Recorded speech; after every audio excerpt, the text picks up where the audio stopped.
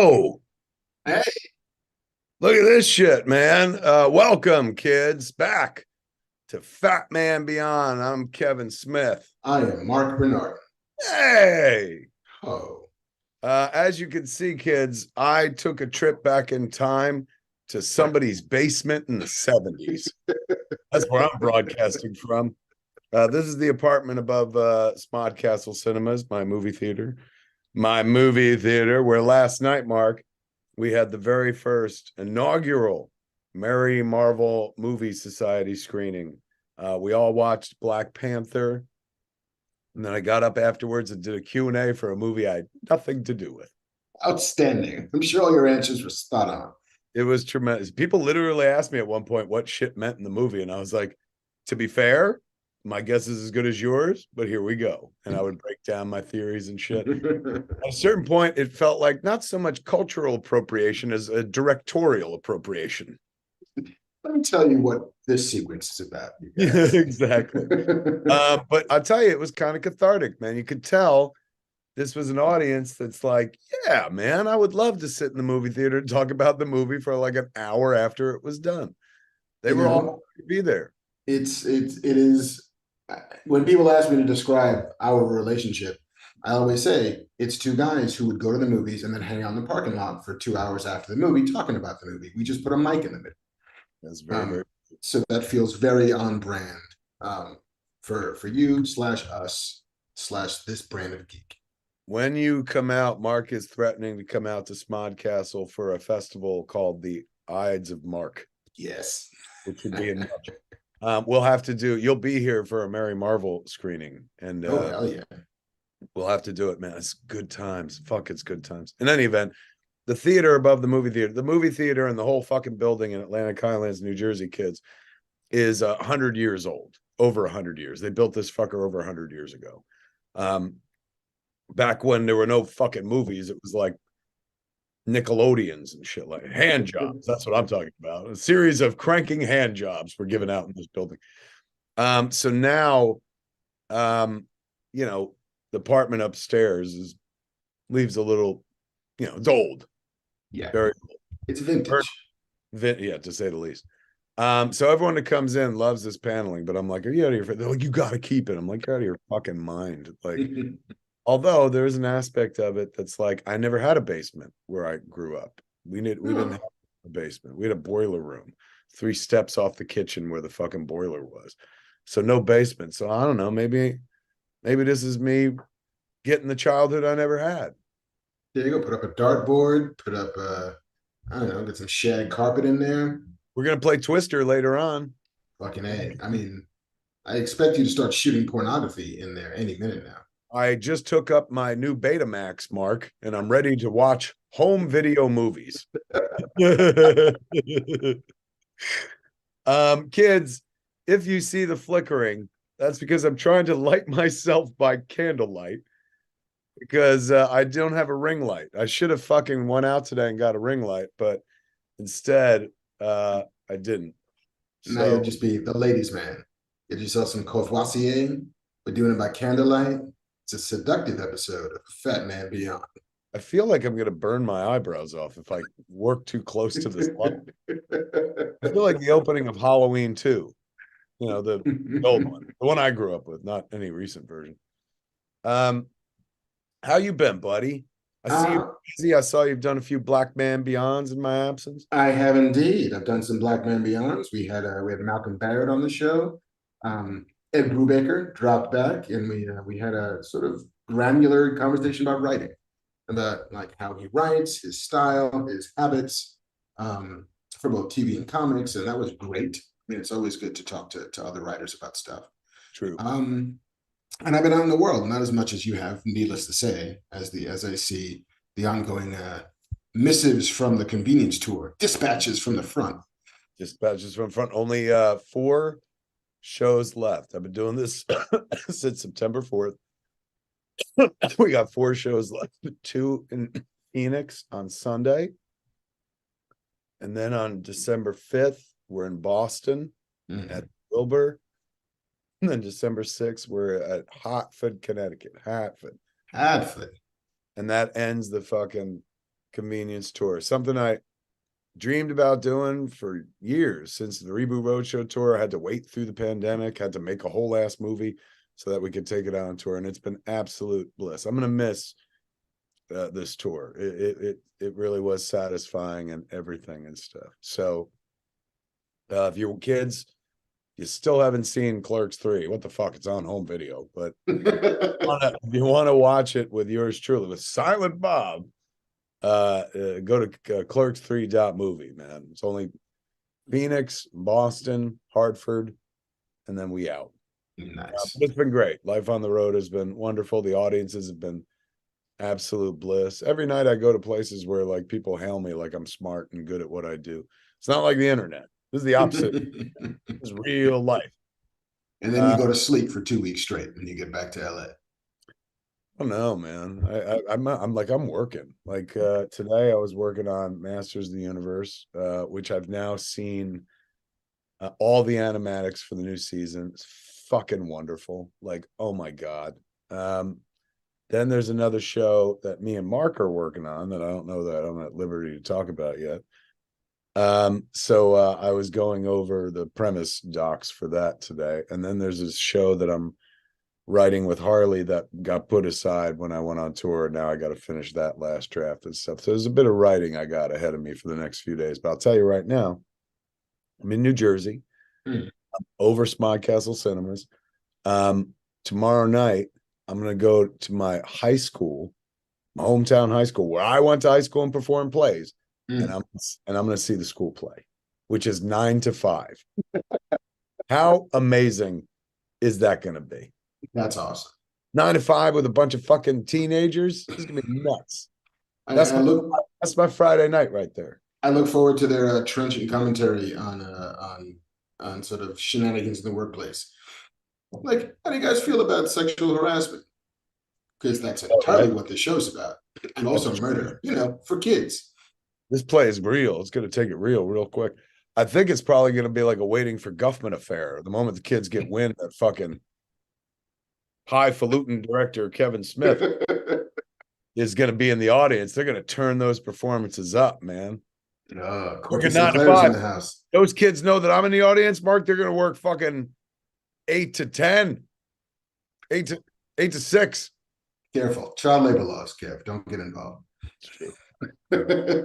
How delightful is that, though, man? Going to fucking see the high school play. That's good times right there. Big fun. It will be good times. All right, good times are in store for you, my friends, because me and Marc Bernardin have a fuck ton of shit to talk about.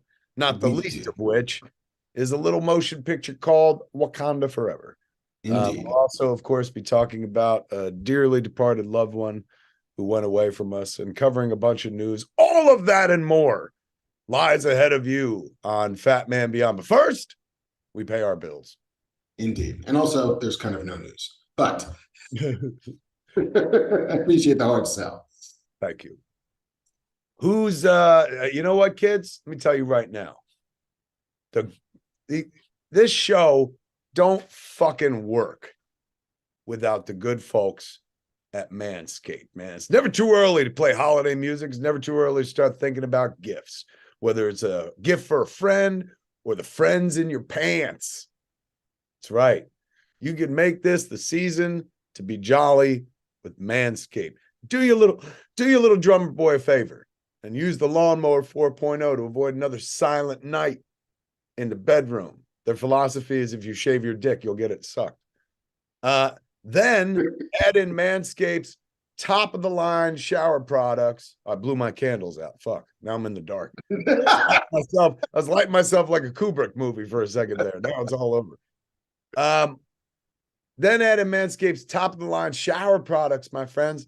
And you're going to have the people thinking, all I want for Christmas is your Manscaped dick in my face. Santa cares about his sack, and so should you. That's good writing. Oh, right? Yeah, that's top notch. I take my hat off to that. That's here. Hold on.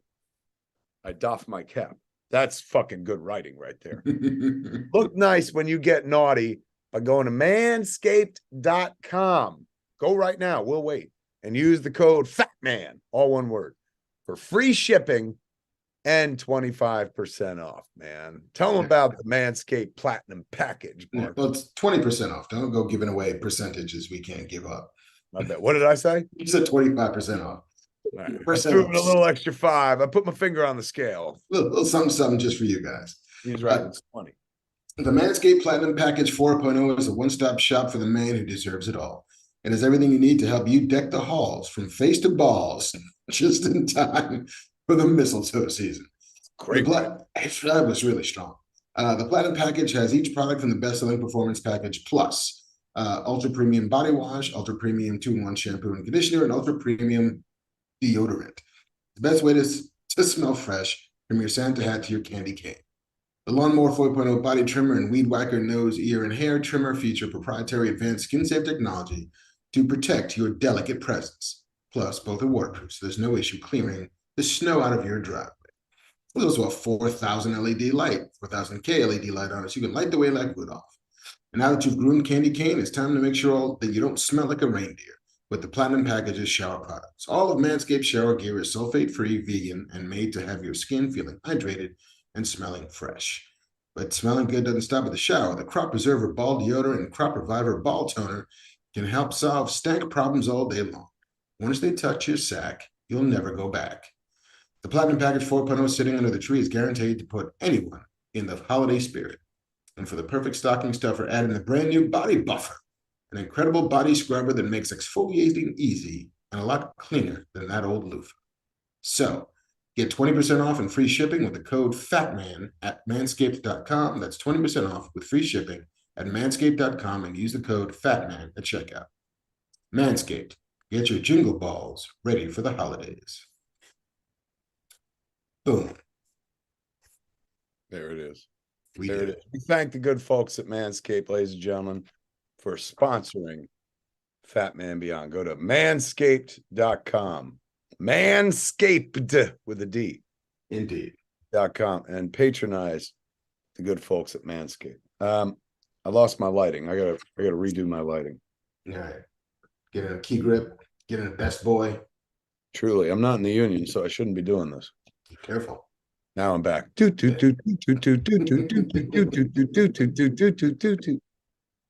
still use that music in the new version of Halloween? I have not seen a new version of Halloween because I'm a pussy. But I'm pretty sure they don't deviate too far from the John Carpenter original. You're a pussy. I'm a cuck. That's what fucking Twitter told me for 24 hours straight because I had the audacity, Mark, to post a photo of myself crying at Black Panther.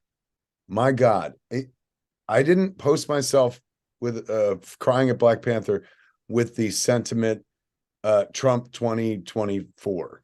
I did not post myself crying at Black Panther with any of the sentiments that Kanye has popularized lately.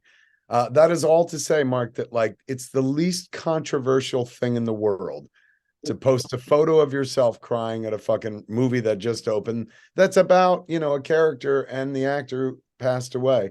It's about grief, for heaven's sake. And my God, you would have thought that I was the problem with society, with the internet. I mean, motherfucking post got like 30,000 likes, but Jesus, there are a bunch of people who are so angry at that. Like, really angry. Like, people who are like, look, even if you cry in that movie, why the fuck do you post a picture of it and shit? And then people who are like, why would you even cry in a movie, let alone that movie, and blah, blah, blah. It's crazy. I became a lightning rod for like 24 hours. I was trending and shit like that. All over the fact that like I posted a teary selfie. There was more crying done by people on the internet about my crying picture than I did when I actually cried and took the fucking photo. All that cryirony. Nice. It was another reminder of that there are a lot of cats out there that just they're not in their feelings, Mark.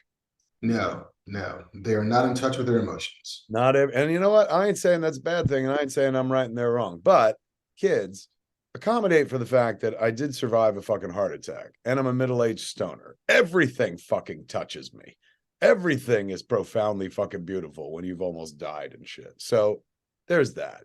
Then also, when I put up the video of me crying at the Flash, man, there's a kid at a con who was like, I like that video, you crying at the Flash. And I was like, oh, you're going to tease me about that too? And he goes, no.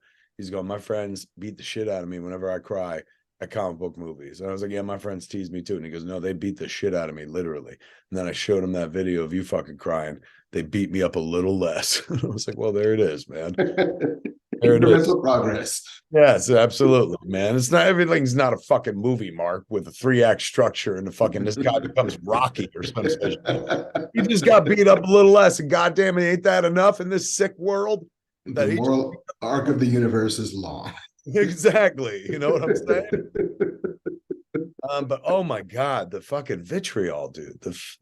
Good thing I'm way comfortable in my own skin and shit, because good Christ, people were so angry that you showed an emotion for something that they didn't agree with and shit. Meanwhile, like every night on the Clerks 3 tour, it's like I have my revenge because I make people cry in the third act every fucking night. I own the whole theater and all crying. I was like, that's what you all get for making fun of my cry. However, the people in that audience, probably not the ones making fun of me for crying on the internet. A lot of people, if you click on their shit, they got like under 30 followers, and a lot of it is about, fucking let's go Brandon and shit like that. So, right. But man, oh man, like then there's some people that just like, why would you cry at a mid-level Marvel movie? And I'm like, mid-level Marvel movie? But I guess that's something we'll discuss right now, because me and Mark, kids, are going to fall down the rabbit hole of Namor, or up the rabbit hole. Yes. The mutant hole, if you will. I so much appreciated that you have been pronouncing Submariner's name the way he pronounces his name, which is Namor. Right. Nobody else in the movie pronounces it Namor. They all say Namor? They all say Namor. Even though he's like, dude, it's Spanish. It's literally about the child without love. So his name is Namor. That's how you would say that. He was pretty clear, I thought. I mean, he told us where the name came from, but it's a little bit like the tight origin, man. None of that shit was classic Marvel, right? Like, no, yeah, it's all just made up. They all made it up for this. I mean, look, it's all made up. Yes. This is a new iteration of canon. It's all made up. But it's a little bit like, yeah, Los Feliz is not how you say that word. We've just decided that that's how you say that word. Right. You're Namor. It's Namor. Namor. Namor. It's not how you say that word. Ooh. I'm here. Bamf. Hey, look here. It's fucking Banff Man fucking coming in. Everybody's I haven't seen Banff Man in a red hot minute. How you doing, JC? Good. I was just gonna throw out there. Sounds. How do you like my lighting solution? I dig it. Will Wilkins was texting. What do you think of my solution? That's my fucking Spock when he's dying. I knew fucking Bernardin picked that put shit. Put him on the glass. Yeah, put it on the glass. Anyway, back to you, Kobayashi Maru. Will said your sound is very warm due to the wood paneling behind you. Sounds good. My sound is rich and warm. Yeah. Let's call this. These are the basement tapes, kids. I'm in my fucking 70s basement up here. The irony is, I'm not downstairs. I'm as high as you can get. I'm the second. Well, I'm as high as you can get, but I'm as high as you can get because I'm on the second floor in Atlantic Highlands. That's as high as you go. I'm living like I'm in a glass case of emotion. I'm living like the kingpin up here. I'm living like fucking. Remember when Bruce Wayne had the apartment in the city and shit? Pattinson Wayne. That's right. If there's a Cape Crusader running around Highlands, we know where the first place we're gonna look is. Exactly. They're like, that guy, the vigilante showed up when you started hanging out here. That's just a coincidence. I'll play the old comic angle where I'm like, I happen to be very good friends with the vigilante, and he told me. What's your superpower? He cries you to sleep. Washes the bad guys away in a river of tears. He drowns you in tears. He's like, ooh, and you're like, no. He waterboards you with his tears. Nice. The Saline Sentinel. I popped in to say the Namor conversation sounds a lot like Princess Leia or Princess Leia or Han or Han Solo? I feel you. Which It is the does. debate that's been raging on. I think the official Star Wars explanation was people from different parts of the galaxy pronounce it different ways. Speaking of people from different parts of the galaxy, y'all still in for Andor? I haven't caught up yet. I've been showing Clerks 3 everywhere, so I'm 2 weeks behind. yeah, I'm still at week 2. Yeah, I'm all caught up, and it only gets better. Is that right? Yeah, it's fucking magnificent. I mean, and some of it is the big stuff. Some of it is like, oh shit, we're doing like space battles now. Oh hey, there's some aliens. That's cool. Oh wait, it's a prison break. Neat. And then sometimes it's just super fucking small, just scene work, just actors working at the top of their craft and writing that delivers everything you want it to, and just the angle that it takes on what it costs to stage a rebellion. What's the price? You know, Tony Gilroy is very concerned with how do you make a rebellion happen? What does an insurgency require? Money and will. And how do we get the money? And that's the Mon Mothma part of it, which you'll discover as you go deeper in her. And then the will is how do we make a people angry enough to revolt? And it's just fascinating getting under the hood of that. I'm gonna put them up on the big screen. It's Modcastle. That'll be good to watch it. Put it up on a big screen. That's also the best review Marc has ever given on this show. Yeah, you're not kidding. Oh my God, let's fucking pour one out for the fact that that Marc's no longer hateful Marc. He's fucking loving Marc. That is a powerful review. Every at the end of every year, we do a top 10 list of shit that we liked, and it does bear out that I do like some things. The white hat is bright in my face. I will say curiously earlier in chat, somebody named Marc B with a generic icon said, "Who is this Kevin guy and why is he on Black Man Beyond?" Don't know if we're playing with the algorithm there, but curious. It was Marc B who said that. Interesting. Chat right now, Ernest Murick says Clerks 3 was a better movie than Wakanda. It's a completely different movie. He says hard watching Kevin chill and not be himself. Why? Like, there's nothing more myself than liking a Marvel movie. Seriously, as the guy who lives every fucking day with Kevin Smith, I mean, and check the internet. Like, I got the receipts. Like, how is this shilling? Fucking, they need no help. Motherfuckers got Disney money and shit. Why can't I like a thing, Marc, without being accused of being a fucking shill? I wish they would fucking pay me, man. That'd be amazing. But I just like it for free. Am I doing it wrong? Liking it for free? Am I supposed to shut up and like it? Here's the thing. You'll never hear about something I don't like. I'll tell you about everything that I fucking love. Like, and what they want to hear is, hey, this fucking stupid goddamn internet machine. All they want is me to be like, I hate this, and this is shitty, and this person fucking sucks. You ain't gonna get that from me, man. All you're gonna get is love. I fucking love these Marvel movies. Don't take that away from me. It's not fucking shilling. I ain't even telling people to go. Am I? Did you hear me say, oh, you must fucking go? No, I just told you what I fucking felt. Get off my dick. But if you do go see it at Smodcast Cinemas. Smodcast Cinemas. Yeah, well done. Thank you. New Jersey. Thank you, JC. Let me jump to my high horse and chill from my own movie theater. Nobody, if you end everything with that, nobody can ever complain. You just be like, I'm trying to make a buck. Oh, trust me. Small ball. They'll find something to complain about. They bitch about that too. Some motherfucker told me, like, we're doing the Smodcastle Film Festival. Ernie tells me, is my friend and partner in Smodcastle and stuff. Smodcastle keeper Ernie O'Donnell. He's the one programming the festival and shit. He all brokenhearted because he's like, there's some guy who's got a movie in the festival and he's on some website going, this is a vulgar cash grab by fucking Smith. And Ernie's like, Smith's got nothing to do with it. We're gonna lose money doing this. I was like, dude, you don't understand. The internet, they don't need facts. Fuck your facts. It's all about their fucking feelings and shit. It's crazy, dude. Like how people will like literally try to tell you, like gaslight you into fucking believing an unreality. You know, it's like all those fucks that were like, you know, oh, the only reason they renewed Masters of the Universe is because it was happening before the renewal happened. It's not fucking true at all. Only reason we got a renewal on it is because we got the numbers, but they don't want to say that because that goes against their fucking narrative or whatever. So weird when people try to tell you, like, I had some fucker like telling me that Clerks 3 was unsuccessful. It's like, you want me to put up any more photos of fucking packed houses? You're out of your fucking mind. Like, you're gonna gaslight. Try with facts. Like, can't tell the guy who was there with photo proof that fucking things aren't working. Ugh, internet is so fucking disgusting sometimes, man.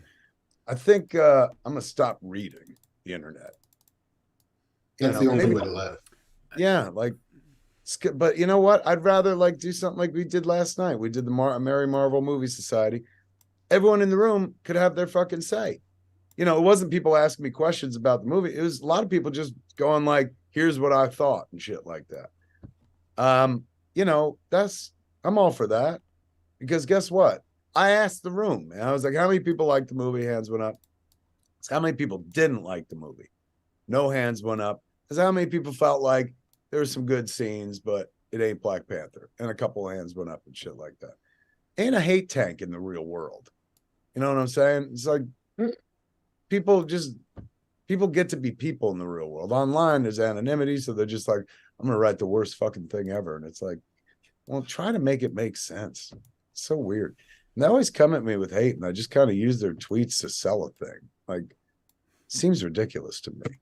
Seems like a ridiculous waste of time. But that's how people and you know, I hate to be this guy, but it's like, you know what the secret to fucking being somebody that gets paid to like make pretend for a living is? Don't waste your creativity fucking spending a day lacerating me for liking Black Panther so much that I fucking squirted. Ugh. Speaking of Black Panther, shouldn't we just talk about it? Let's just talk about it. I think I'd mentioned the last Black Man Beyond. I think it was the solo show that I did after going to the premiere. That sort of my feelings about the movie were very much colored by being in the house. You know, premiere audiences. Well, yeah. How'd you get to go to the premiere? I was a friends plus one. Like, I still have enough connects in journalism world that I can have, you know, just reach out like, hey, you go to that thing? Do you have a person? Do you need a ride? And hitch on somebody's coattails for that. Marvel is not inviting me. Despite our prodigious shilling for Marvel. They don't, we get nothing in return for all of our shill. Which makes it not chilling. And so the way that I felt coming out of the theater was it's a very emotional experience, that it's a wake for both a character, T'Challa, and an actor, Chadwick Boseman. With a little bit more distance from it. I've now seen it twice. I saw it once in the premiere and then once earlier this week. I still do believe that when that's a movie that's engaging with that core wound, I think it's pretty remarkable. I think that the way in which they pivoted from what was a completely different movie, like I'm sure Namor was still the antagonist, but the entire rest of that film, the rest of the contours of that movie feel like they're very much defined by the loss of Chadwick Boseman. And so the work to make that real and to make it fundamental and to make it what the movie is about, which is, can Shuri engage with that grief? And will that grief drive her angry? Will it make her want to burn the world? And can she come back from that to be the regent that Wakanda needs? I think it's great. I am not as in love with the parts that are about Everett Ross or Val DeFontaine. I'm less enthused with the shield of it all. Riri Williams didn't really work for me, only because she felt very much like a MacGuffin. We want to get out of Wakanda, we need to go and get a thing, let's have it be Riri Williams, you know, but she's not a character yet. She's just kind of a device. And so whenever we're out in that world with her, I was just a little like, okay, I mean, I guess we'll have a car chase here. Like, I don't really care that much, but sure, all right. And I think the Namor stuff is pretty great. Excuse me, Namor, as we just talked about. He tells us 1,000 times how to say his name, and we're all just going to pretend like he doesn't say it. I really enjoyed the recontextualization of that myth of Khan and the sort of Mesoamerican influences and the origins that he's absolutely a offspring, a byproduct of vibranium out in the world, and so he and the Black Panther are connected in a certain way. But man alive, like seeing it even again, there were moments where I like you, Kev, just shed a tear. More than one tear. I mean, the whole opening sequence, I think we postulated a version of that sequence like a year ago of the Shuri's big problem might be that she couldn't save her brother. That's her wound. Like the smartest person in all of Wakanda couldn't do the thing that she And needed. let me tell you something. Like her performance, Letitia Wright, her performance is so fucking good in that opening scene and throughout the whole movie. She's wonderful. She makes you forget that she was like, I'm not wearing a mask. Remember, she was like, she got in trouble at one point because she was all like anti-vaccine or whatever. And forget all of that from that opening scene, which is so like intense and brings you right into a situation. Which spoilers, I mean, we have to be able to talk about. Yeah, it's been out for a week. We feel like we've given it some good grace. That scene, what an insanely powerful way to open the movie and instantly create tension. And it's like fighting a villain that you can't punch in the face. Yeah. It's not like, oh shit, it's Thanos. We got to get the glove off him. You're fighting, poor health, dying of a failing body. And she's the smartest person in the room and can't pull it off. And oh my God, she conveys the grief so insanely fucking well. Like, give her a nod, man. She, it's heartbreaking to watch her go through the loss of her brother. I think she was acting her ass off in that movie. No, absolutely. And to go from that opening scene to the Marvel logos with only Chadwick, with no score, just dry, just really, really hard to get through. That was instantly. I was already crying from the opening scene. And then when they fucking rolled him in the Marvel logo, it's like, come on. Yeah, it was an emotional affair. That's why I was so fucking gobsmacked that people were like, what are you crying for? I'm like, whether you like that movie or not, whether you think it's top tier Marvel or not, how do you not fucking feel the emotion of that movie? The man's gone. And like, they had a choice. They could have made 2 different movies, right? I mean, they could have made a bunch of different movies, but you hire somebody new to be the Black Panther and you just tell a Black Panther sequel story the same way there have been multiple James Bonds, multiple Batman, multiple Spider-Man. Or you do something that honors the passing of the man who played the part. Like all those people were family. They were all tight with Chad. We're all Chadwick Boseman fans. Everybody, Ryan Coogler, all the way down, Kevin Feige, and everyone on the crew, they're practically family. So in a world where, they lose their brightest star and can't do what originally was intended unless they just hire somebody else to be the Black Panther. I kind of dig their choice. Like, I know it's not what everybody thinks of when they're like, we're going to go see a Marvel movie. A lot of it was slow and about fucking grief and acceptance and stuff. And they tried to keep it moving with some action sequences, but they tried to do something different and unexpected. And I salute that 100%. Did it all work for me? Some of it was slow, look, I'm on record. I like my movies 90 minutes. But I'll watch a 2-hour movie. But when you get above 2, it's like, you better be super fucking special. You better be doing things that nobody else is doing and stuff. So, could it have been shorter? Absolutely. Could they have done with a few less characters? Maybe. But I was never bored. I watched it twice. I paid to see it in Oklahoma, and then I watched it for free in Smodcastle Cinemas last night for the Marvel, the Merry Marvel Movie Society screening. You know, and there are definitely parts where it's like moving on, but in a world where you could have made a different choice altogether and just like, all right, let's keep doing the movie we were going to make. You know, I think it's kind of special that they did what they did. Like it's like a $200 million wake. Yeah. And you know, I know maybe some people are like, well, I don't want to pay to see a $200 wake. I want an adventure story. You know, well, they did too, and they're just playing the ball where it lays for them. I mean, it's the end of phase 4. There was folks in the screening last night. Somebody asked, like, how come they're not setting things up? Like, you know, first phase 1 and 2, there was this sense of dread with Thanos is coming, and like, where's all that? And I was like, well, it looks like it's going to be Kang coming soon.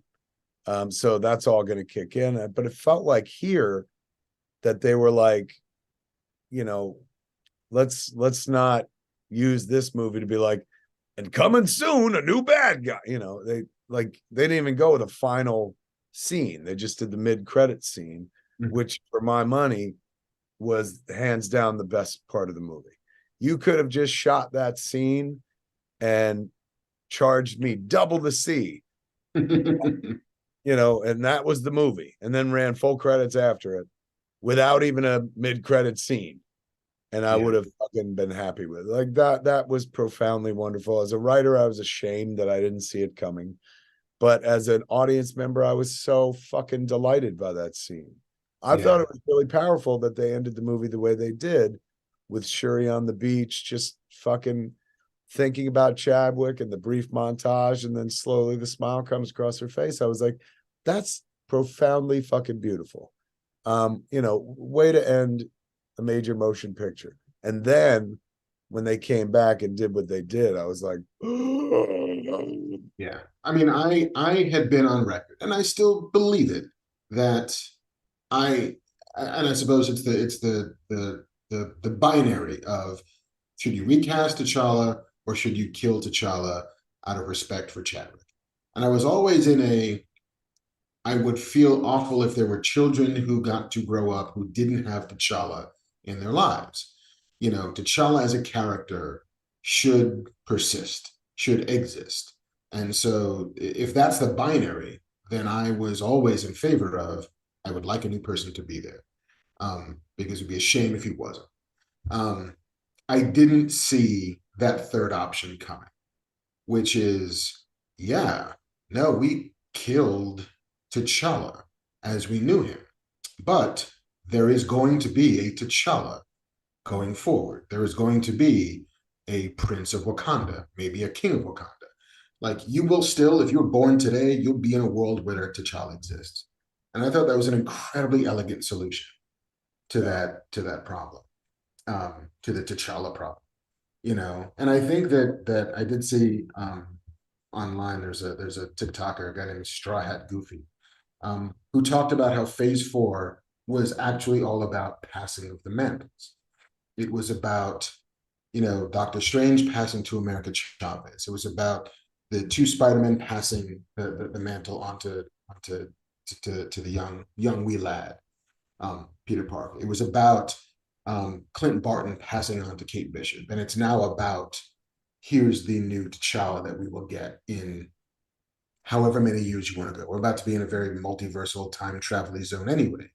So, and if these movies are going to take 6 years to happen, then there's no reason that kid can't be 19 years old the next time we come back to a Black Panther. And so that feeling of we're overturning the way things had gone. I mean, hell, even Love and Thunder is about, hey, look, here's a new young woman who's going to be raised by Thor, like, to help carry that mantle. She'll have the fucking hammer too, because why not? And I think that's very powerful. It's very moving, and it definitely crests us into the next phase, which is, oh shit, now who are these young heroes going to have to deal with? You know, who's the big bad? And it's Kang, and it's a Secret Wars. You know, and there was some rumor going around that Kevin Feige's been spending the last couple of weeks calling everybody who's ever been a superhero ever to come and be in a Secret War movie.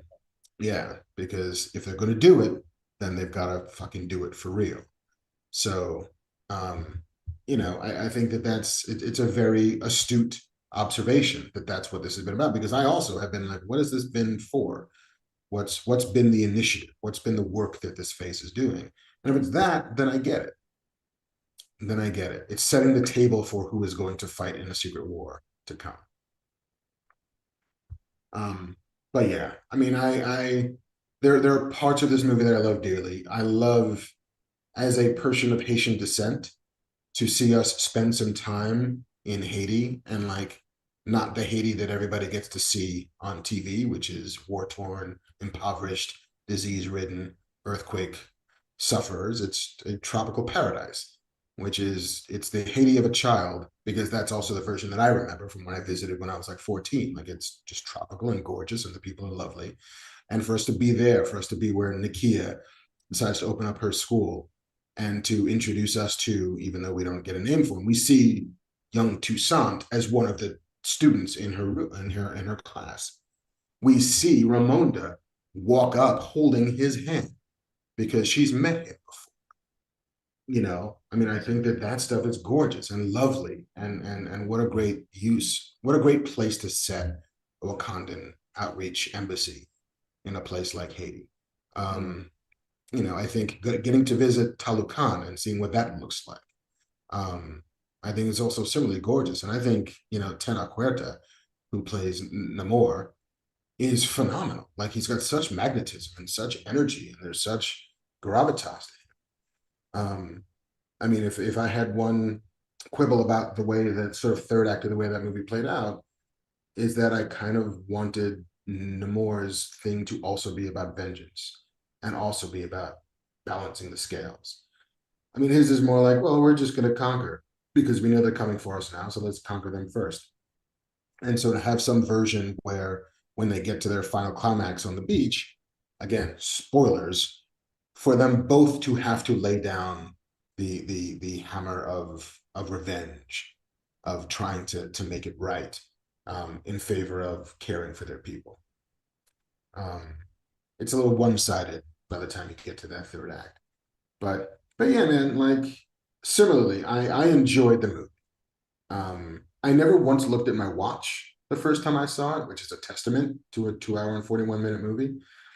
But there's definitely parts of it that I was more engaged with than others. But yeah, while we were living in the wake, while we were wrestling with that idea of what it means to rule, while we're wrestling with, who Shuri goes to see when she visits the ancestral realm for the first time, which I did not see coming. I knew he'd make an appearance. I just didn't think it'd be there. That was a good choice. Yeah. And the way they withheld Chadwick, T'Challa, like you see him in the Marvel opening credits, and then that's it. It's not until Shuri can engage with him that the movie engages with him. And so to have that moment where you get the counsel from Killmonger, and the counsel, she's getting more counsel from T'Challa's previous enemies than she does from her friends. Right. Between M'Baku and Killmonger. I thought all of that stuff is great. Like the staring down the barrel of, who do you want to be? Like, I can't be that person yet. Like, I'm angry, and the anger is what has led me to this version of the dark side. It's the Luke going even up into the cave to do battle with the Dagobah cave, to do battle with his father. It's like, this is the you that you are, and you just can't admit it yet. Here's the truth of you, and you haven't been confronted with it yet. I thought all of that stuff is fantastic. But yeah, like, I'm mixed positive on it. Yeah, I agree. I would say the same thing. Robert Rojas in chat said the 7 films of the MCU's Phase 4 explored answers to Vision's question, what is grief but love persevering? What are the 7 films? Black Panther is definitely about grief. Black Panther is the last one. No Way Home, fundamentally about grief. Yeah. I don't know if you get that out of Shang-Chi. It doesn't feel like it's about grief. Doctor Strange. Doctor Strange. I mean, it's about the path less the path's not taken, right? It's about here's a WandaVision definitely about grief. WandaVision about grief, Hawkeye about grief, um, um, I don't know if Loki, I guess. What are the movies that we had? Like Love and Thunder, maybe. That's about grief. Yeah, I kind mean, of. spoilers, Jane. Yeah, I mean it's about it's about grief on the page, I think, but I feel like, and we discussed it when we talked about the movie, tonally, it is also light and also Everyone, jokey. everyone in chat is talking about in Shang-Chi his dad's grief about his wife's death that he caused. Grief does fucking kind of drive that one as well. Black Widow had a grief aspect, so did Eternal. Mhm. Interesting. Like, look, I'm here for it because I'm a 52-year-old man, but like, tough to sell action figures on grief, you know? Yeah, yeah, and I think grief is a lever that you can adjust, you know, up and down. I think yes, there's grief in almost every heroic storytelling because being a hero is about choice, and there's always the choice that you didn't make and the ramifications of that choice. So like Shang-Chi is not a hero activated by grief, really. There's grief in his life. Sure, he lost his mom when he was younger. Mm, But it's not about the losing of something. It's not even about the immediate wake of that. It's about unresolved father-son issues more than it's about grief. Um, She-Hulk doesn't feel like it's about grief, unless it's the loss of the life you used to have in favor of the life you have now. But that's also is a bit ethereal, I guess. Um, I mean, What If is all about loss and all about choice. right. Um, Sometimes in the face of the loss we didn't have, which is, hey, look, there's T'Challa again. What about why do you think they didn't call it Atlantis? Um, I mean, Done by DC? some of it is like, yeah, I mean, DC, the one thing DC got to first was calling it Atlantis. But Do it's you think also, largely that was it? I think it's that, but there's also no cultural specificity to Atlantis. Right. Like it has belonged to almost every version of myth and culture since, and so it's kind of diffuse. But by giving it a real, like, and if it's not going to be Greek, Right. which is the other way to go, then like, all right, well, what could it be? Every and it's also enough of a even if you don't call it Atlantis, there is a sunken city myth, the same way there's a flood myth, the same way there are, monster myths. To just decide, all right, where are we gonna set it? What's interesting? Who's got an old culture that we've never seen before? I'm sorry, man. Archibald Bunker says Charlie Brown is all about that good grief. Even that good grief. Yeah, Me and Charlie Brown, man, we're all about that good grief. yeah, Um, man. and I'm not complaining. I'm happy that we had the grief and that Marvel gave us grief, but it's time they got back to work and started making fucking fun adventure stories, right? I think it does require I mean, this was the 30th Marvel movie.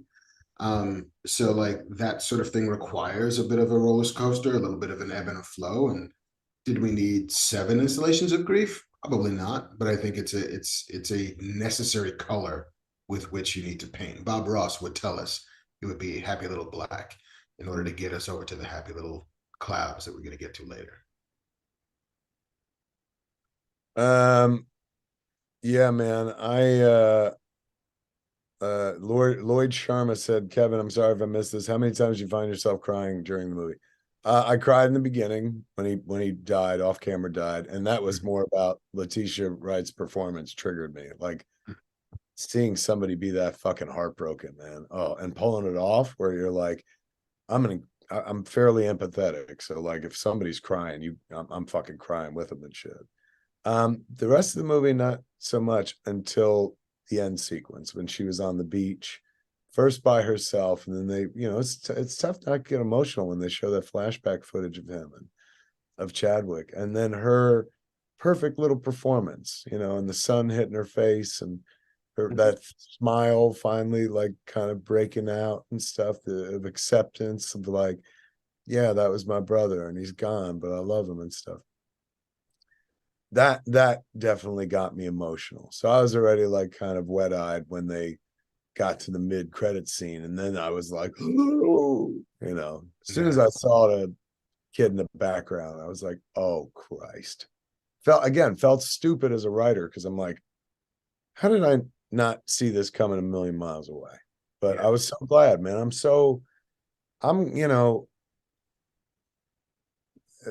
52, man. I've fucking seen it and all, done it all, fucked it all. Like, the fact that a fucking thing could still make me feel anything, and some make pretend bullshit, like, that's what I pay the money for. Like, fucking make me feel something. I'm in the fucking make pretend business. So people give me money to make them feel something. They've been doing it this whole fucking Clerks 3 tour and stuff. So I understand.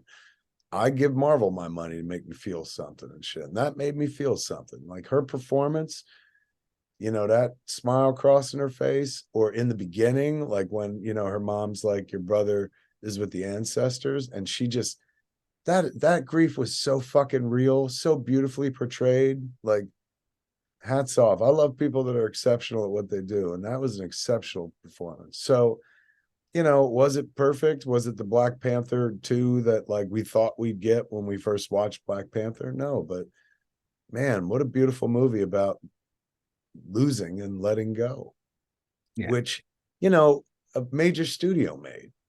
Like, normally people are up in arms that the studio don't do something like this. Like, why can't they make something real? And here they did that. But, you can't please everybody. Can't please everybody. And the thing that I also that got me about the mid-credit stinger, was the notion that, as Nakia says, T'Challa prepared us for his death. Yeah. That like the last year of his life, he spent it in Haiti with his son and his, I don't know the appropriate term for what Nakia is to him. I don't think it's husband and wife, but at least girlfriend. At least girlfriend. And that's a story we will never get to hear, and I do sort of love it that it promises a story that's rich and is deep and is emotional. And what is that process? What is that ritual like? There was where I gotta find it because it fucking made me laugh. Oh man, I think JC maybe deleted it or something, but it's some guy said, Namor not fucking anybody made me tear up.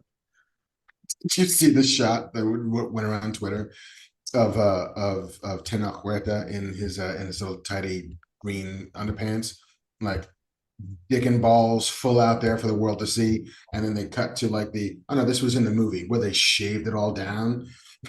It's like, imagine being a guy coming out of his dressing room and Kevin Feige just going, "We're gonna get rid of that dick and balls." They really? So they had to tone it down and shit. Yeah. Tent removal. In the comics, he is like, this is a guy that's always trying to steal Sue Storm and shit. He is constantly like on the make and whatnot. Mm-hmm. He did yell Imperious Rex at one point. He did. You got it. All I wondering was shaving dick and balls. Manscaped, everybody, Manscaped. Absolutely. Just like Namor.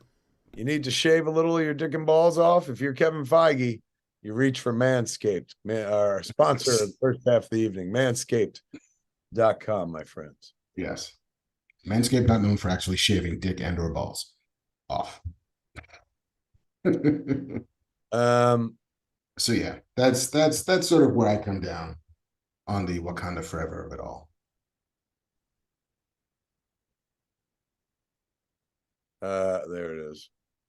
I think Angela Bassett is probably going to get some kind of nomination, even just for 2 fucking scenes in this movie. Right. The scene where she explains on that riverside to Shuri her process of grief. Just a sort of tender, counsel she tries to advise her daughter who's still wounded. And then when Okoye gets fired and she just fucking opens the floodgates. My entire family is gone. Have I not given everything? Are you Yes. allowed, are you allowed to do the voice? I think if there's one of us who can. You're like, oh, if one of us is doing the voice, it's definitely me. I can't believe they let him keep the wings on his feet.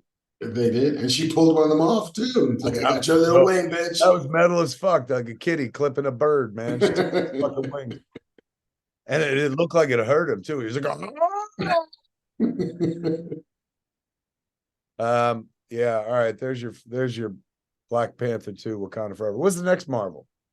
Ant-Man? Yeah, Ant-Man in February, I believe. Ant-Man looks like kind of dark, right? Like it looks like there's some menace there. Looks like something bad's gonna happen. I'm here for it. I want some bad shit to happen. It's a little bit the like, here's the dumb kid who thinks she's doing something smart. And it's like, I made a beacon into the quantum realms. You did what? No. And then boom, boom, whoops, we're going.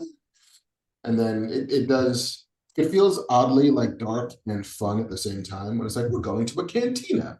There's a bunch of weird aliens down here. Yeah, I hope it's fucking dark, man. I hope it's just like him, Kang, like fucking this, like the devil. Just nobody talking about Mephisto anymore because he's just like fucking the devil himself, man, trying to tempt Scott Lang into giving up on the fucking on the present or the whatever the fuck, because he's gonna offer up some time travel shit. Look, I'm here for it. Go ahead, Batman. What you got? I just hope Rick Moranis shows up. Explain. Honey, I Shrunk the Kids. In the multiverse of the quantum realm with all that. Time for that guy to get out of retirement. What a perfect way to do it. Fair enough. They already got Bill Murray. I don't know if they're going to also manage to get another Ghostbuster in there.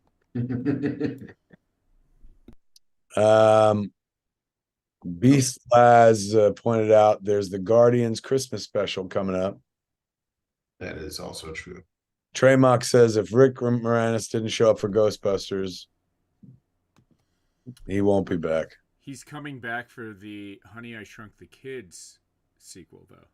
Is he really? Yeah, he's his kid. So he stopped acting because he wanted to be a dad to his kids, but his kids are grown. It was 20 years ago. So he's first movie back is the Honey, I Shrunk the Kids sequel. Eric Birch goes, so 5 minutes ago, Kevin Smith said he wanted Marvel to get away from grief, and now he says he wants Ant-Man to go super dark. How much darker can you go than grief? Empire Strikes Back dark, man. Where shit's bleak and whatnot. Like fucking Infinity War dark. Like, I want some stakes back, man. And it seems like Kang is going to fuck with them. It seems like he's going to be around for a while. And I hope he's just, I hope he's just fucking such a badass. I don't have high hopes, Marc. It's all right. I think it's those hopes are founded. Seems like Jonathan Majors is committed to being a badass. Speaking of which, fucking the Creed trailer. Have you seen it? Creed Trois. Yeah, Trois. The one that Michael B. Jordan directed. Yep.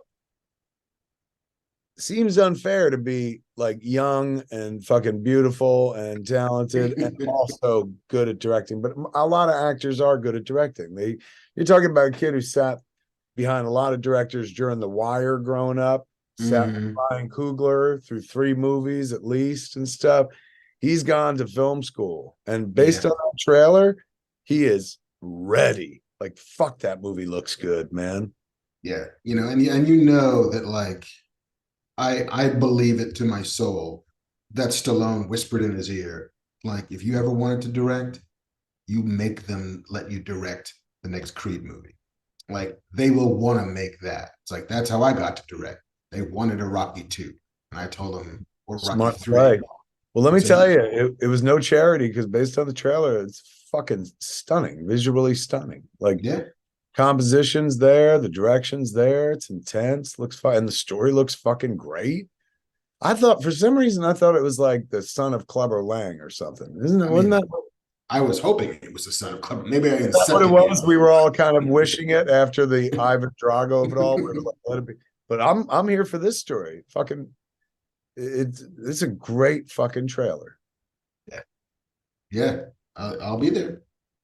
Hey, JC, throw up the comic book stuff, would you? This is we rarely get to do comic book talk, but look at that. That's the cover to Quick Stops #4, which Quick Stops #1 is in stores now. But if you're ordering comic books, kids, that's tomorrow, I think, is the last day. Look at that cover right there. In this issue of Quick Stops, Dante takes Veronica on a second date, and Randall insists on going, and they go to the Hicks family reunion. So, you know, Brian O'Halloran played Dante Hicks in Clerks, but he played Gil Hicks in Mallrats, Jim Hicks in Chasing Amy, and Grant Hicks in Dogma. So in this issue at the Hicks family reunion, it's just nothing but Brian. So the cover, as you saw, was a Breakfast Club homage of a bunch of Brian O'Hallorans and one Jeff Anderson. So fill out your previews, folks. It's today or tomorrow is the last day to pre-order that book in your local comic shop, or you get it from Secret Stash Press, of course. Kev's Comics Club. We send you comics. You never miss an issue. You can go find out about that at the Secret Stash website or jayandsilentbob.com. But it's been selling like crazy. Like, you know, we've had Masquerade out, Masquerade issue 3. You got the Masquerade art there, JC? Masquerade issue 3 comes out this week. We got a Secret Stash exclusive cover by Chris McDonald. But this is one of the other covers. Look at that shit. Look at that. Look how fucking violent that is, man. That's my vigilante book with Andy McElfresh and John Springelmeyer, Captain Ribman. But you know, Quick Stops #1 is out, and it has been selling like fucking crazy. Black and white book. But you know, the anthology stories and us coming off Clerks 3. Every night on tour, we sell out of our copies and stuff. So if you're looking for you know, to order Quick Stops issue 4, tomorrow I think is the deadline over at previews. Get your orders. That's the other cover. And then there's a third cover that'll be the Secret Stash exclusive cover. I've been having a blast with the fucking comics, man. And I know some people are probably like, ew, gross, he's talking about his own shit. But they are comic books, for fuck's sake. And this is a show about comic books hosted by a guy who wrote these comic books. So be shocked I'm not talking about it every damn day, every episode. Proud of my comic books, man. I worked hard to get my own goddamn comic book label. I went into Dark Horse, man. I said, please, whose dick do I got to suck to get me a Secret Stash Press? They pointed in the direction of the dick. I sucked it, and here we are. Comics came out. Yes. And that's comics, kids. Should all right. Should we do our other ad? Yeah, let's do that, because after this, it's gonna get a little sad. Folks, the second half, the last half of the show, is gonna be sponsored by the good folks at BlueChew. That's right, man. Try BlueChew when you use our promo code FATMAN at the checkout. Just pay $5 shipping. That's BlueChew.com with the promo code FATMAN, BlueChew.com. And you're going to receive your first month free. Visit BlueChew.com for more details and important safety information. What is BlueChew, you're asking yourself? Well, kids, Marc's going to tell you. BlueChew is a unique online service that delivers the same active ingredients as Viagra and Cialis, but in chewable tablets at a fraction of the cost. You can take them anytime, day or night, so you can plan ahead or be ready whenever an opportunity arises. The process is simple. Sign up at BlueChew.com, consult with one of their licensed medical providers. And once you're approved, you'll receive your prescription within days. The best part is all done online, so no visits to a doctor's office, no awkward conversations, no waiting in line at the pharmacy. The nights are getting longer, but the breeze isn't the only thing that's getting stiff. And that's right, we're talking about BlueChew. And we know that confidence can take you far in life, and that's especially true in the bedroom, especially when it's time to step up to the plate. So if you could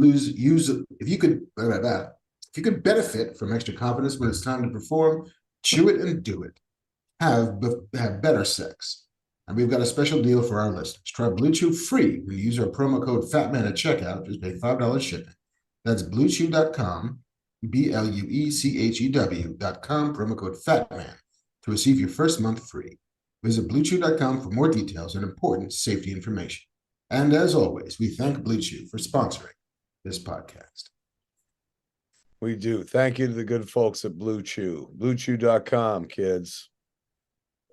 And old kids. Okay.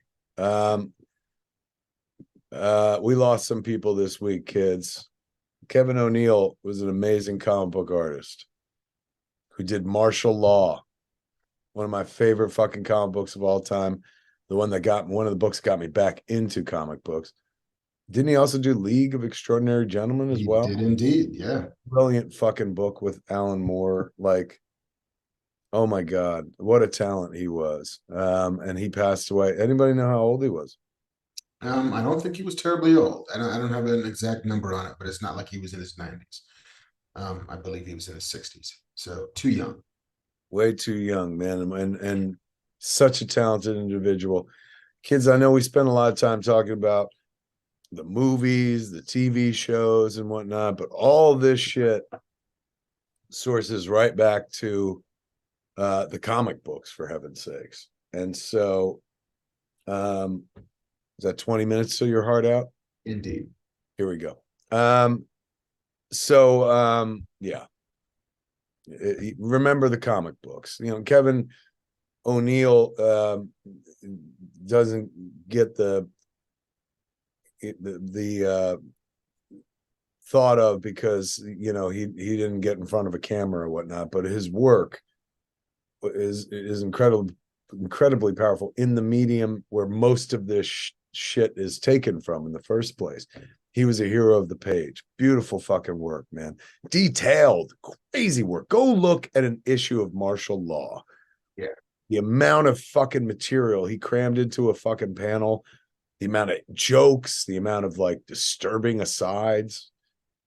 Crazy, wonderful book. Crazy, talented man. Kevin O'Neill, according to Kabuki Kid, was 69. Way too young.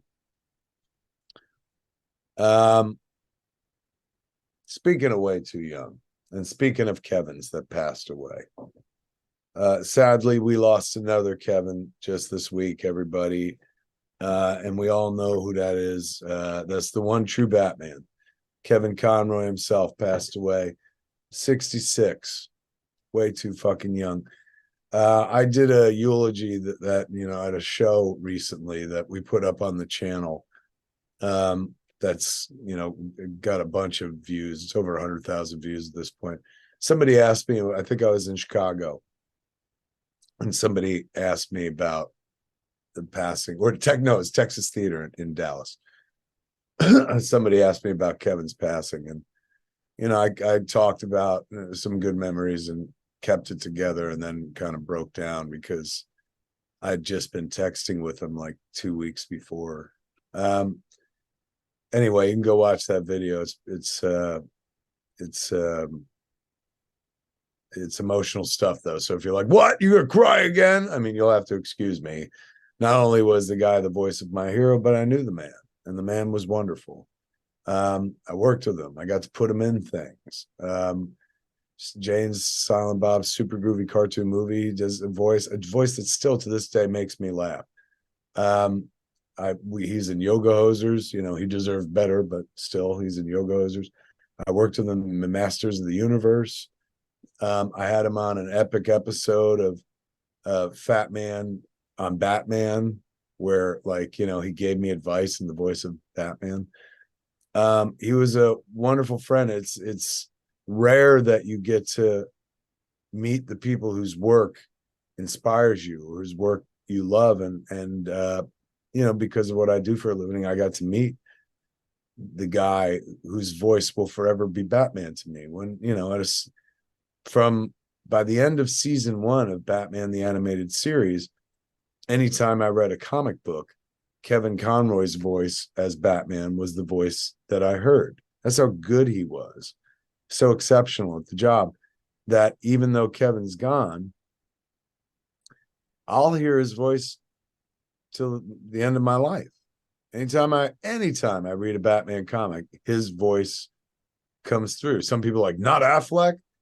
I mean, no, with all due respect to Ben, who I absolutely adore. And I hear, like, here, I'll do you one better. I don't even think in my own voice. I think in Affleck's voice. He's the narrator of my daily life. So I love Ben. Make no bones about it.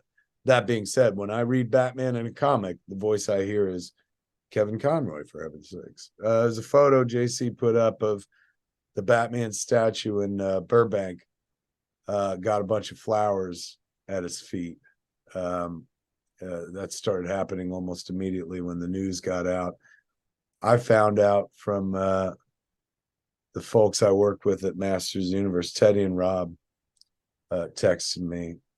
And it was honestly a shock by virtue of the fact that, like, I'd just been texting with him about coming to Smodcastle. We were going to show like a couple episodes and then of the animated series and then deep dive with him. So yeah, fuck, man. Like, you know, everyone's always like, who's the best Batman? And I've always defaulted with Kevin Conroy. And they're like, well, but movie Batman. I'm like, Kevin Conroy was in the movies. Mask of the Phantasm was a movie. Mhm. Like, you know, there's no two ways about it. Kevin Conroy, and it's not, he had more time with the role. Nobody has played Batman more than Kevin Conroy in this world. So I don't give a shit, you know, who does it in live action, whether they get 3 bites at the apple or whatnot. Kevin Conroy got to do it again and again and again. He found the humanity in the Bat. He found the humanity in Bruce Wayne. He also found the fucking darkness, man. Like, his was a voice that you listened to, and a no fuck around and find out voice. But it could be equally as comforting in a time of trial or the worst moment of your fucking life. His Batman had all different shades. And if you want to, you know, see Batman at his most comforting, watch that episode with you know, Ace. It's from the Justice League episode. Amanda Waller is telling Batman, Terry McGinnis, I believe, the story of Bruce Wayne, who she knows Bruce Wayne to be. And they're sending him in to deal with Ace of the Royal Flush Gang, who's telekinetic and you know, destroying Gotham, making it a version of Alice in Wonderland, you know, Wonderland. And so Batman's got a device that's meant to like kill this kid. And he goes in and has a conversation with her. And it, you know, even now, as I just setting up the scene, I'm starting to fucking get emotional. Watch it. It's all over Twitter. It would resurface every twice a year, it felt like, on Twitter, where people would be like, this scene's fucking amazing. And it is. It's stellar fucking work. But that's all Kevin did. He imbued a cartoon character with a real sense of humanity that, you know, I love Adam West, don't get me wrong, but Adam West was playing something arch, you know, and he was the White Knight, the Bright Knight, not the White Knight. That sounded terrible. Sorry. The Bright Knight, as he used to say, as opposed to the Dark Knight. But he was always kind of, you know, playing an arch version of the character. You know, everyone else kind of leans heavily into the voice, you know, and Michael Keaton did something interesting with a baffled Bruce Wayne. You know, Christian Bale did something interesting with a haunted Bruce Wayne. But Kevin Conroy's Bruce Wayne and Batman are bar none, the best incarnations of the character ever played. Like, I'll hear his voice for the rest of my fucking life, man. He got to do a lot with the character. He really got to explore the depths of that character's humanity in a fucking cartoon. Mind you, this conversation we're having is about a fucking cartoon, and this guy was that good.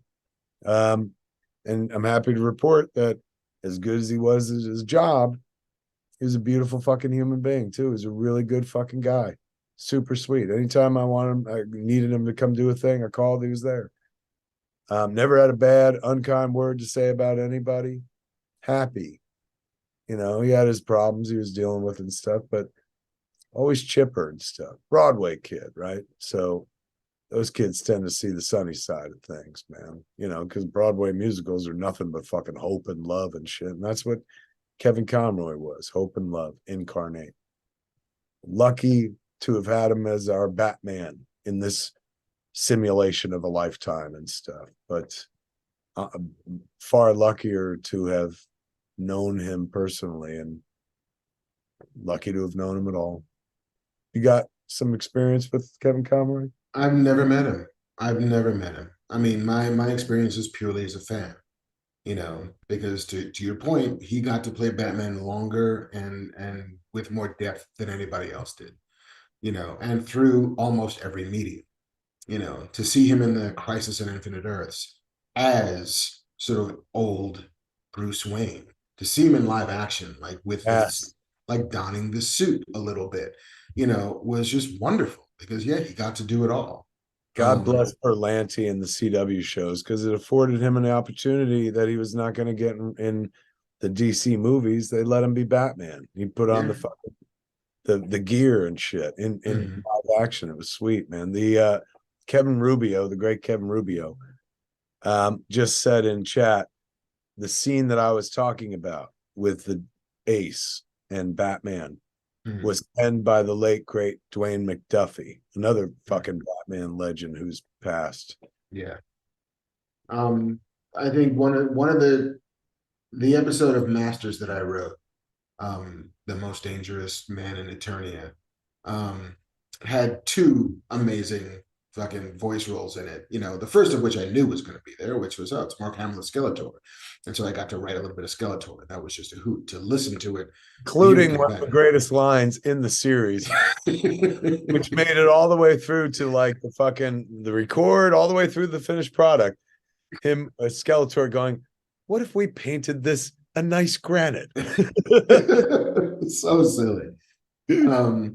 But the surprise was that Kevin Conroy was playing Merman, and so to sort of tune into my episode and listen to suddenly Batman is talking to me, saying words that I wrote, not as Batman. That would have been, too much icing on an already wonderful cake. But even still, just to have been, walking in the same arena, that's one of the best to ever do it. It's just wonderful. And like his is the voice that I hear when I read Batman comics. That's the one in my head.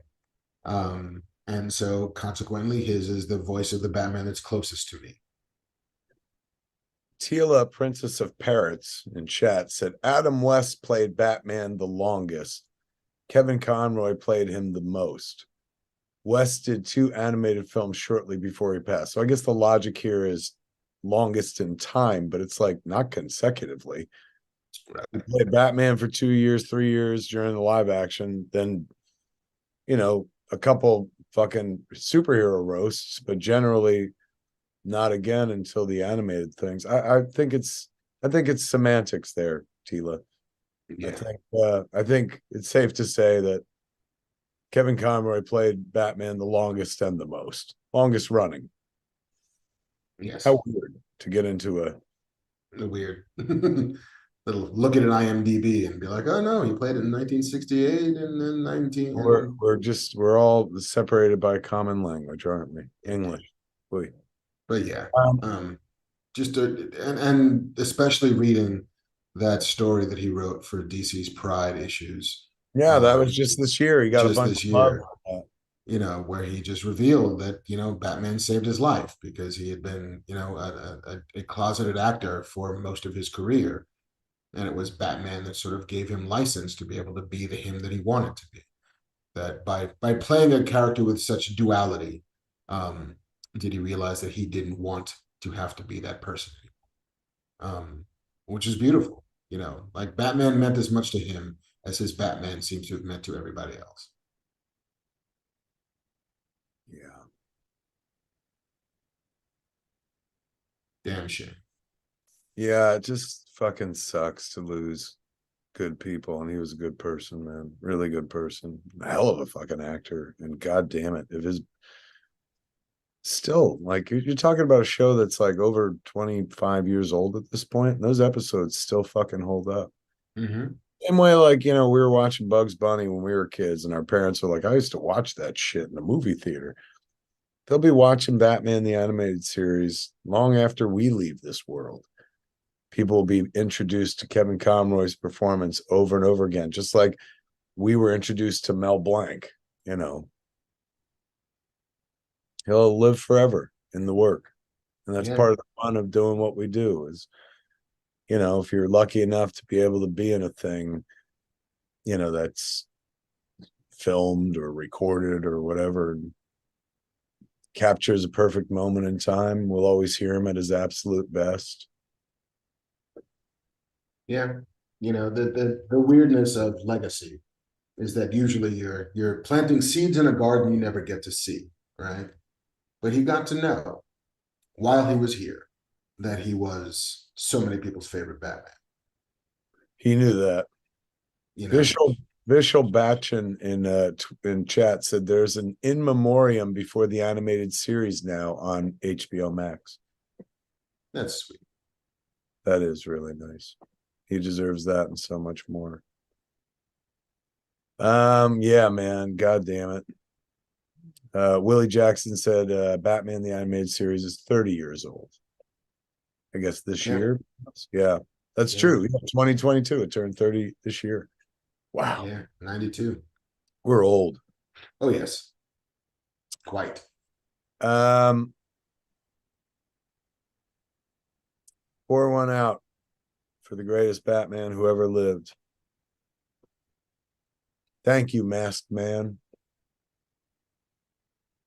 We'll not see his like again. Sad man beyond tonight, says Dan Horseman. Yeah, just this part. Just a little bit. Extraneous said Kevin Conroy's death was the first celebrity death I got choked up. I got a bit choked up over, and I'm 41. Yeah, he was a celebrity to me, but he was also a friend. I definitely got choked up. I cried, but I know everyone's like, I ain't saying much, you fucking cuck crying Kev Smith, a cuck fucker, fucking cuck, whatever the fuck. There it is, kids. There's your Fat Man Beyond for this week. Word him up. Marc's got a thing to go off to, so we're not going to do any Q&A this week, but we'll be back next week, man. The tour is easing up. I've got only 4 cities left. 3 cities left. Phoenix, 2 shows in Phoenix. Well, the matinee's sold out. Night show of Phoenix. Sunday night, I think there's still tickets left. We're doing a stand-up live. Then the Wilbur in Boston, December 5th. Come see Clerks 3 with me on the Convenience Tour. Then Hartford, Connecticut, the day after December 6th, and then we're done with the tour. So the dates are getting spreadier. Hey, man, what are you doing on Black Friday, kids? Come to Smog Castle Cinemas for the Zack and Miri-thon. Tickets are on sale right now. It's a Zack and Miri-thon. People are like, what, are you going to show Zack and Miri a lot because they say Black Friday in the movie? That's not it at all. Zack and Miri-thon is this. A marathon is a 26-mile race. A Zack and Miri-thon is a 26-aisle race. We got 2 aisles in the main theater. That means we could have 13 races to get to a total of 26 races. 2 racers. They start at the screen, they race all the way up to the top of the theater. And we collect the times. 3 best times win bronze, silver, and gold. Then we just watch Zach and Miri make a porno. Outstanding. Come on. What are you gonna do on Black Friday? Come out to Smog Castle Cinemas, my friends, and fucking join the Zach and Miri-thon. You ain't got a race. Watch a bunch of people. They're gonna be signing waivers, I'll tell you that much. I think you're having too much fun with this theater, Kevin. Oh my God. That's why the internet can say whatever they want about me. Like, he's a cuck. Yeah, I'm a cuck with a movie theater. Fuck you. There it is, kids. There is your Fat Man Beyond. Like, give it up for fucking Banff Man. Make this shit happen. Thank you, Banff Man. Hello. Goodbye. We'll see you soon. Give it up to Mr. Marc Bernardin, without whom none of this shit fucking happens. The captain right there. Thank you, Kev. The Clerks 3 movie for tickets to Phoenix, Boston, or Hartford, kids. Shy of that, man. Quick stops and Masquerade in your local comic shop right now. Support Secret Stash Press. We'll support you. There it is. There's your Fat Man Beyond for this week. We're back, bitches. I'm back in my basement from the 70s. Next, I'm going to go fucking lay on a waterbed and watch fucking One Day at a Time and Alice. Put your car keys in the fishbowl, y'all. It's a good time in this basement. Damn skippy, man. You're looking at the ice storm. Just call me Ang Lee, because this is the ice storm right here. Go Hang Lee. Dangling brain. Hanging brain. There it is. There's your Fat Man Beyond for this week. For Fat Man Beyond, I'm Kevin Smith. I am Marc Bernardin. Tune in next time. Same fat time. Same fat channel. Smodcast.com or YouTube.com/Kevin Smith. Jeff's Kiss, all you dirty little cucks.